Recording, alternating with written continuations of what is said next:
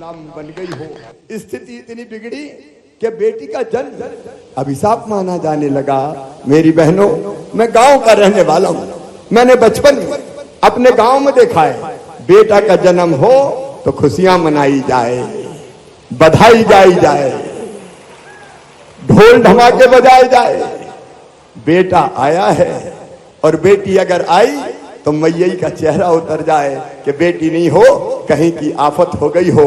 बेटी का जन्म अभिशाप माना जाने लगा और धीरे धीरे स्थिति इतनी बिगड़ी कि बेटी को जन्म दिया तो सास नाराज हो जाए कि बेटी पैदा कर रही है, और दूसरी बेटी, तीसरी बेटी पैदा हो जाए तो एक जमाना वो भी था जब परिवार के लोग कहें दूसरी शादी कर दो रे, इससे तो बेटा पैदा ही नहीं हो रहे।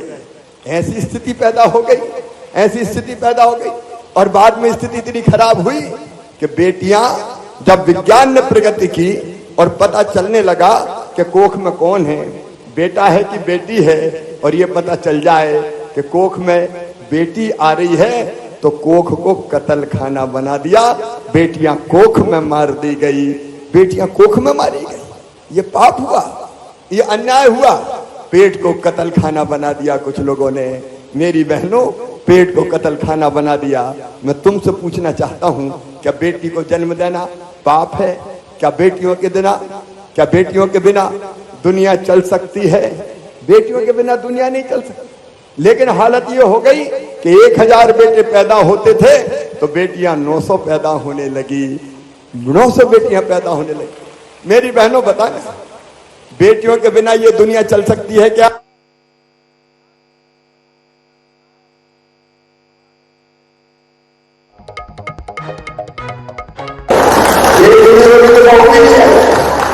दुनिया नहीं चलेगी। लेकिन ये उल्टी रीत शुरू हो गई और गांव में हमने देखा बहनों के साथ भी अन्याय होता था। अगर पति और पत्नी की लड़ाई हो जाए तो पतिदेव उठाते थे थप्पड़ और दंड दिया, रे चल निकल घर से। बताओ, ऐसा हुआ कि नहीं? बीच में होने लगा।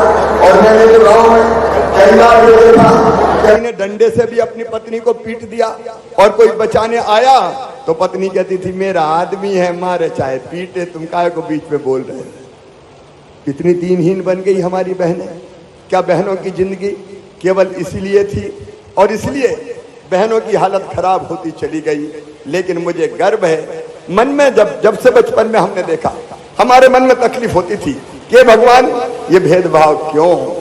एक ही माँ के कोख से बेटा भी पैदा हो, बेटी भी पैदा हो, बेटी के साथ अन्याय क्यों? बेटा और बेटी बराबर क्यों नहीं माने जाते? मैं छोटा था, मैं सांसद विधायक भी नहीं था। मैं एक जगह छोटी सी सभा में बोल रहा था और कह रहा था कि बेटी को आने दो, बेटी है तो कल है, बेटी को मत मारो। तो एक बूढ़ी अम्मा खड़ी हो गई कि बड़ी बात कर रहा है, बेटी को आने दो। बेटी आ गई और बड़ी हो गई तो शादी में दहेज का इंतजाम क्या तू करवाएगा? बड़ी बड़ी बात कर रहा है। और तब मुझे लगा कि शिवराज भाषण से बेटी नहीं बचेगी। बेटी बचाने के लिए कोई ना कोई काम करना पड़ेगा। ये तब की बात है जब मैं सांसद और विधायक भी नहीं हुआ करता था। और इसलिए पहले मैंने कोशिश की, जब मैं विधायक बना, कि हमारे क्षेत्र की बेटियों की कम से कम गरीब बेटी की शादी कर दें तो कुछ तो राहत मिले। लेकिन उसके बाद जैसे ही मध्य प्रदेश का मुख्यमंत्री बनने का सौभाग्य हुआ, भारतीय जनता पार्टी की सरकार आई, तो मेरी बहनों, हमने तय कर लिया कि बेटियों की शादी अब गरीब को परेशान नहीं करेगी। बेटियों की शादी मध्य प्रदेश की भारतीय जनता पार्टी की सरकार करेगी। बेटी को बोझ नहीं रहने देंगे, बेटी को वरदान बनाने का काम करेंगे। गुजरात में जब नरेंद्र मोदी जी गुजरात के मुख्यमंत्री थे, बेटी बचाओ बेटी पढ़ाओ अभियान उन्होंने प्रारंभ किया। भाभी अनेकों योजनाएं बेटी को बचाने की बनी। लेकिन इससे भी मेरे मन में चैन नहीं था। मुझे लगा कि कुछ ऐसा कर शिवराज कि जिसके कारण बेटी बोझ ना रहे, बेटी वरदान बन जाए। और तब हमने अफसरों को बुला के कहा कि ऐसी योजना बनाओ कि धरती पे मध्य प्रदेश की बेटी पैदा हो तो बेटी लखपति पैदा होनी चाहिए। अफसर हंसने लगे कि बेटी लखपति कैसे होगी।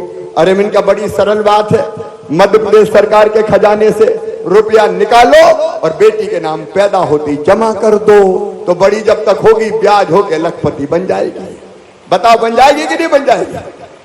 और तब हमने बनाई लाडली लक्ष्मी योजना, और उसमें तय कर दिया कि बेटी अगर जन्म लेगी 2 बेटियों तक तो उसके नाम से 30,000 रुपए के बचत पत्र खरीद के बिटिया के माता पिता के हाथ में दे देंगे।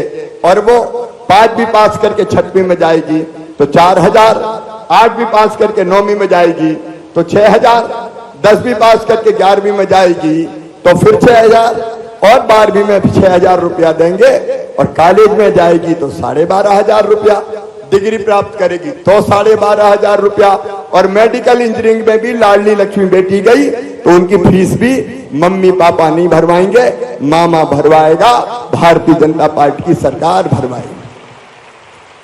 ये योजना बनी है लाडली लक्ष्मी योजना। बताओ कैसी योजना है लाडली लक्ष्मी? सब बहनें बोल के बताओ कैसी है। लेकिन इतने ही नहीं किया, मुझे लगा, भारतीय जनता पार्टी की सरकार को लगा कि बहनों की हालत अगर ठीक करना है तो और कदम उठाने पड़ेंगे। हमने अभी नहीं बेटी बाद में हमने तय किया कि एक काम करो, चुनाव जब होते हैं